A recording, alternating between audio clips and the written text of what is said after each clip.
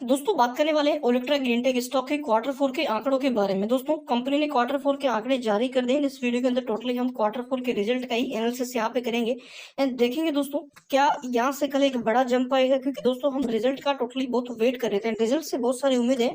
दूसरी मेन चीज की दोस्तों यहाँ पे इस बार क्वार्टर फोर के अंदर मार्च में जो बैलेंस शीट अपडेट होती है वो भी हमें अपडेट होते हुए देखने को मिलेगी। मतलब कंपनी के पास कितने एसेट्स है, कितना कर्जा है एंड कितना कंपनी के पास क्या है, यहाँ पे वैल्यूएशन कंपनी की क्या है, ये हमें पता चल जाएगा।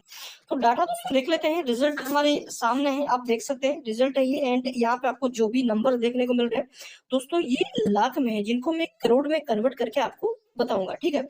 अब दूसरी चीज यहाँ पे दोस्तों देखो, एक तो ये 6 महीने का कंपेरिजन है एंड यहाँ पे ये लास्ट ईयर इसी क्वार्टर का 2023 का यही क्वार्टर है, मतलब लास्ट ईयर क्वार्टर है एंड ये लास्ट क्वार्टर ये अभी का क्वार्टर है।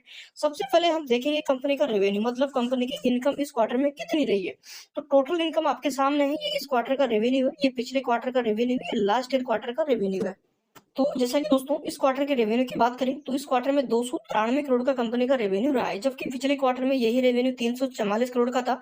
लास्ट ईयर क्वार्टर 376 करोड़ का था। और दोस्तों year on year and quarter on quarter दोनों तरह से कंपनी का रेवेन्यू घटा है। अब यहाँ पे रेवेन्यू क्यों घटा है वो भी मैं आपको बताऊंगा। देखो समझो, 376 का रेवेन्यू घट के रह गया 293 का। और दोस्तों 80 करोड़ के आसपास का रेवेन्यू घटा है ईयर ऑन ईयर बेसिस पे। अगर परसेंटेज वाइज देखें दोस्तों, कम से कम यहाँ पे 11-12% के आसपास हमें रेवेन्यू में डिक्लाइन देखने को मिला है पिछले लास्ट ईयर क्वार्टर से।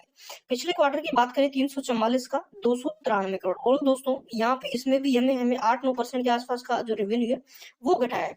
अब सबसे मेन चीज कंपनी का खर्चा रहेगा। खर्चा हम देख लेते हैं दोस्तों, टोटल एक्सपेंसेस आपके सामने। ये खर्चा ये इस क्वार्टर का खर्चा है, ये पिछले क्वार्टर का खर्चा है, ये लास्ट ईयर क्वार्टर का खर्चा है। तो लास्ट ईयर क्वार्टर 342 करोड़ का खर्चा था। अब देखो ये समझना, अगर खर्चा मतलब यहाँ पे रेवेन्यू कम हुआ तो खर्चा भी कम होगा, क्योंकि सेल्स के पीछे क्या चाहिए, खर्चा। माल बिकेगा तो उसके पीछे यहाँ पे लोग लगेंगे, लोग पैसा लेंगे, मतलब काम करेंगे तो पैसा भी लेंगे, तो काम अगर कम करेंगे तो पैसा भी कम लगेगा। तीन लास्ट ईयर क्वार्टर था 342 का, पिछले क्वार्टर था 315 का, इस क्वार्टर 277 का। तो दोस्तों खर्चे भी हमें इस बार कम होते हुए देखने को मिले हैं।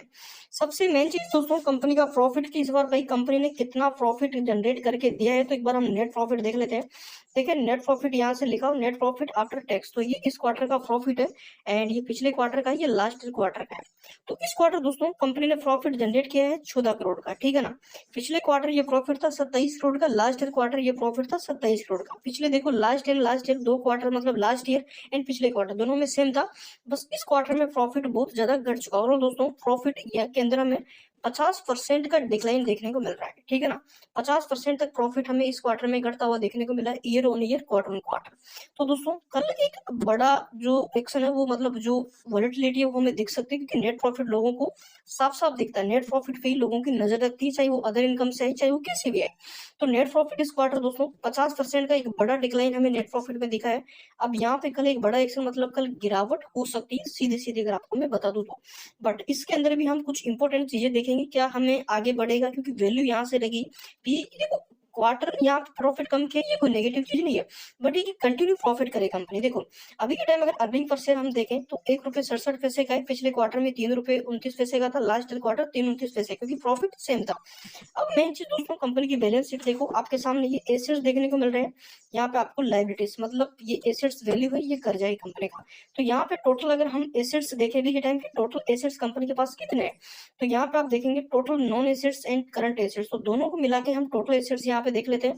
तो इस बार दोस्तों कंपनी के एसेट्स है यहाँ पे अभी के टाइम 15,588 करोड़ की कंपनी के पास एसेट्स अभी के टाइम नजर आ रहे हैं। पिछले क्वार्टर से अगर बता दूं मैं, तो पिछले क्वार्टर ये थे दोस्तों 1,446 करोड़ के थे। और दोस्तों 1,146 करोड़ के एसेट्स बढ़ के 1,152 करोड़ के हो चुके हैं।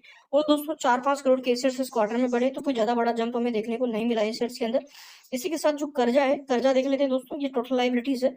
तो पिछले क्वार्टर दोस्तों ये कर्जा था 671 करोड़ का टोटल। अगर देखें हम यहाँ पे, तो ये टोटल लाइबिलिटीज, आप टोटल इक्विटी लाइबिलिटीज अगर देखें हम, तो पिछले क्वार्टर वही 1588 करोड़ का कर्जा था।